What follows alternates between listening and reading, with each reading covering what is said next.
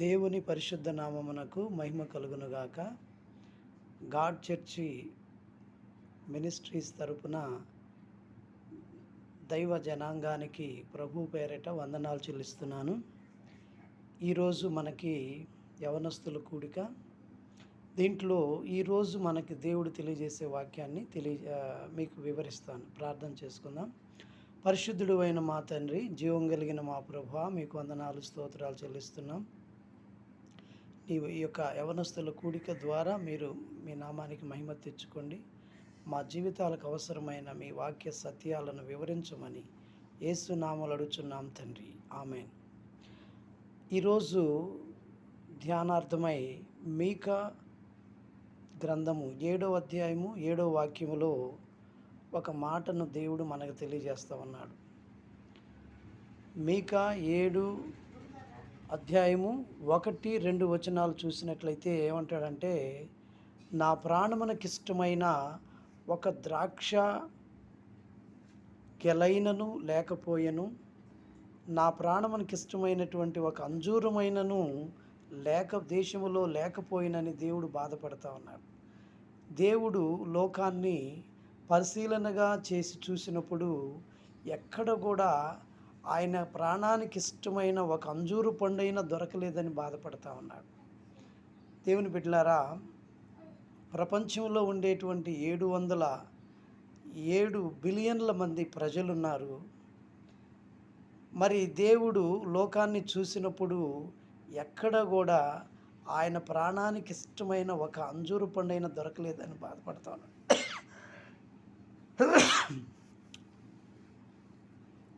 అనగా అంజూరు పండులో ఉండేటువంటి శ్రేష్టతలు ఏంటి? అసలు అంజూరు పండుకు నా ప్రాణానికి ఇష్టమని దేవుడు ఎందుకు అన్నాడంటే, ఈ అంజూరు పండులో మనం చూసినట్లయితే క్షమించే తత్వం ఉన్నది. చూడండి, మా వ్యభిచారములో పట్టబడిన స్త్రీని పరిసయ్యులు సద్దుకయ్యులు యేసు ప్రభు దగ్గరికి తీసుకొచ్చినప్పుడు, ఈమె వ్యభిచారం చేస్తుండగా పట్టుబడింది, ఈమెను రాళ్లతో కొట్టి చంపాలని మన ధర్మశాస్త్రం చెబుతూ ఉంది, మీరేమి చెబుతారన్నప్పుడు అప్పుడు ప్రభు అన్నాడు, మీలో పాపము చేయని వాడెవడో మొదట ఆమె మీద రాయి వేయమన్నాడు. అప్పుడు అందరూ మనసులో గొచ్చబడిన వాళ్ళై ఒకరి వెంట ఒకరు వెళ్ళిపోయినారు. చివరికి ఆయన ఒక్కడే మిగిలిపోయాడు, ఆమె మిగిలిపోయింది. అప్పుడు అంటున్నాడు ప్రభు, అమ్మా, ఎవరు నిన్ను శిక్షించలేదా అన్నప్పుడు, ఎవరు నన్ను శిక్షించలేదయ్యా, అలాగైతే నేను కూడా నిన్ను శిక్షించను, నీవు ఇక మీదట పాపం చేయొద్దని చెప్పి పంపించాడు. చూడండి, పాపములను క్షమించేటువంటి దేవుడు మన దేవుడు ఒక్కడు మాత్రమే. ప్రపంచంలో దేవతలు అనబడిన వారు అనేక మంది ఉన్నప్పటికీ ఒకే ఒక దేవుడు మనకున్నాడు ప్రపంచం మొత్తానికి. ఆయనే ప్రభు అయిన యేసుక్రీస్తు. ఆయన ద్వారా మాత్రమే మన పాపాలు క్షమించబడతాయి. కనుక అంజూరు పండు అనేది ఏం తెలియజేస్తుందంటే, క్షమించే తత్వాన్ని తెలియజేస్తుంది.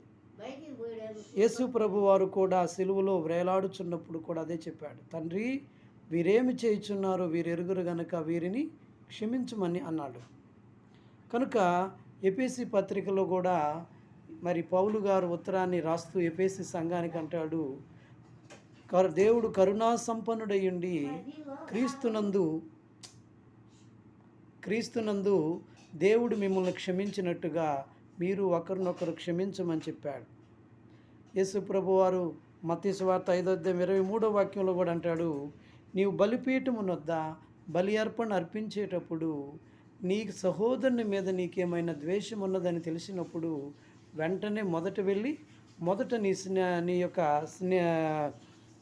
సహోదరునితో సమాధానపడు, అటు తర్వాత వచ్చి నీ బలిని అర్పించమని చెప్పాడు. కాబట్టి దేవుని బిడ్డలారా, క్షమించే తత్వం ఉన్నప్పుడు దేవుడు అంటున్నాడు, నా ప్రాణమునకి ఇష్టమైనటువంటి అంజూరు పండు మీలో కనిపిస్తుంది అంటాడు.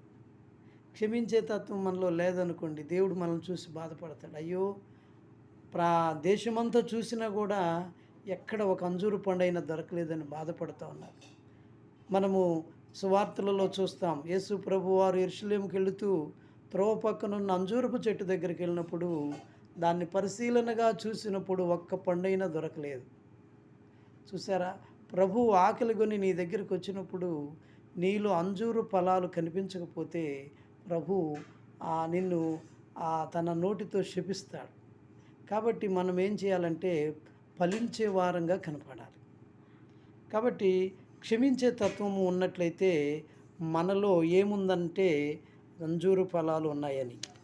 అంతేకాకుండా దేవుని బిడ్డలారా, ఈ అంజూరు ఫలంలో మనలో చూడండి ఏం తెలియజేస్తుందంటే ఆకలి తీర్చేటువంటి తత్వం ఉన్నదన్నట్టుగా మనం చూస్తాం. అంజూరు ఫలములో ఏముందంట? ఆకలిని తీర్చే. చూడండి, ఆకలి కొని యేసు ప్రభు వారు యెరూషలేముకు వెళుతూ మార్గములో ఉన్నటువంటి ఆ త్రోవ పక్కన ఉన్న అంజూరపు చెట్టు దగ్గరికి వెళ్ళాడు. అక్కడ చూసినప్పుడు ఒక అంజూరు ఫలమైన కనపడలేదన్నమాట. కాబట్టి అంజూరు ఫలాలు అనేవి ఆకలి తీర్చే స్వభావాన్ని కలిగి ఉంటున్నాయి. బైబిల్లో కూడా మనం చూస్తాము. యోహాను సువార్త 6:51 మనం చూసినట్లయితే, నేను పరలోకము నుండి దిగి వచ్చిన జీవాహారమును నేనే, ఈ ఆహారం తినువాడు ఎప్పటికీ ఆకలి గొనడు, ఎన్నటికీ చనిపోడని చెప్పాడు. దేవుని బిడ్డలారా, ఇక్కడ జీవాహారము ఇది అంజూరు ఫలం అనేటువంటిది ఆకలి తీర్చే స్వభావాన్ని కలిగి ఉంటుంది. మనకి ఆకలి తీర్చే నిజమైన ఆహారం ఏంటంటే ప్రభువైన యేసుక్రీస్తే. ఆయనే పరలోకం నుండి దిగి వచ్చిన జీవాహారం. మన చేతిలో ఉన్నటువంటి బైబిల్, ఈ జీవాహారమును మనం తిని మన శరీరానికి ఆత్మకు మరి మన శరీరానికి అవి అప్లై చేసినట్లయితే ఆ ఆహారం ద్వారా మనకి ఎన్నటికీ ఆకలి ఉండదు. చూడు, అది యోహాను సువార్త 6:57 అంటాడు, నన్ను తినువాడు ఎన్నటికీ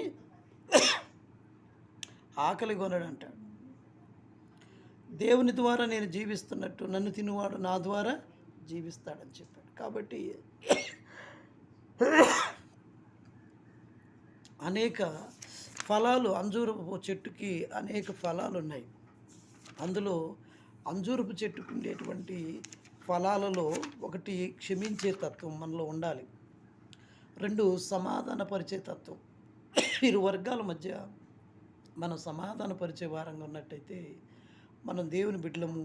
మనలో మధురమైనటువంటి అంజూరు ఫలాలు ఉన్నట్లు. అంతేకాకుండా అంజూరపు చెట్టుకు ఉండేటువంటి మంచి గుణాలలో ఒకటి ఏంటంటే అది స్వస్థపరిచే గుణాన్ని కలిగి ఉంటుంది. యెషయా గ్రంథము 38:21 చూసినట్లయితే, హిజ్కియా మరణకరమైన రోగంతో, క్యాన్సర్తో బాధపడుతున్నప్పుడు యెషయా ఏం చేశాడంటే అంజూరు పండ్ల ముద్ద నూరి వీపునున్న రాచు పుండు కట్టినప్పుడు అది ఆ పుండు బాగుపడిందని చెప్పి బైబిల్ చెబుతూ ఉంది. కాబట్టి మరి ఈ యొక్క అంజూరు ఫలములో రక్తాన్ని, అంటే మన యొక్క రోగాలను శుద్ధి చేసేటువంటి రోగాన్ని బాగు చేసే తత్వాన్ని కలిగి ఉంది. అలాగే మన ప్రభు అయిన యేసుక్రీస్తు కూడా మనందరి పాపముల నిమిత్తం కల్వారిగిరిలో మరణించాడు. మన రోగాల నిమిత్తం ఆయన కొరడాలతో కొట్టబడ్డాడు. మన సమాధానార్థమైన శిక్ష అతని మీద పడింది.